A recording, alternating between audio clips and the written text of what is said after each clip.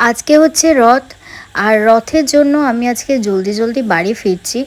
যদিও আজকে আমার কিন্তু ছুটি থাকেনি, তো সেই জন্য একটু দুঃখ হচ্ছে, কারণ সকালবেলা থেকেই আমি চেষ্টা করি রথের দিন বাড়িতে থাকার আর পুজোটা দেখার বা পুজোটা নিজে করার, কিন্তু সেটা এবারে হয়ে ওঠেনি।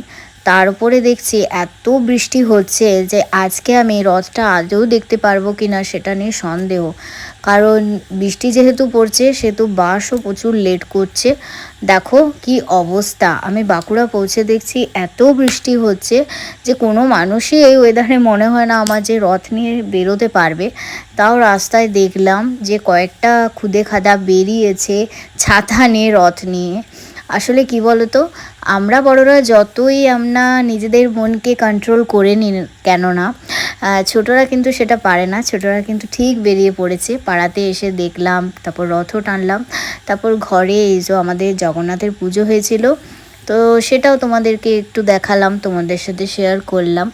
তো আজকে সত্যি মনটা একটু খারাপ লাগছে, কারণ কোনো বছরই রথের দিন এরকম হয় না যে আমি পুরোপুরি বাড়ির মধ্যে আটকা পড়ে যাই। আজকে এত বাইরে বৃষ্টি হচ্ছিল যে বাড়ির মধ্যে আটকা পড়ে গেছি। এই দেখো আমার সেন্টি বাবা অনেক দিন পরে আমাকে দেখেছে, ওই জন্য এত আদর করছে। আর এই দেখো আবার চা খাবে। তো যাই হোক, আমি একটু ফুড কাস্টার্ড বানাচ্ছি। তার কারণ হচ্ছে যে আজকে যেহেতু রথ, তাই একটু কাস্টার্ড বানালে আমার মনে হচ্ছে একটু ভালো হবে।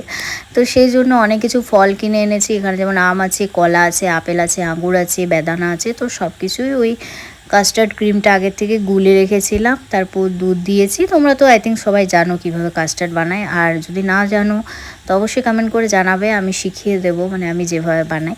তো ওটা আজকে বানালাম, দেখি বরকে খাইয়ে কি বলে। আর এই যে আমার সেন্টি বাবা কি করছে দেখো বসে বসে। এটা আমি মিশোর থেকে অর্ডার দিয়েছিলাম, ওই লেন্স, কিন্তু কোনোই কাজের না, দেখলাম যা তা একদম।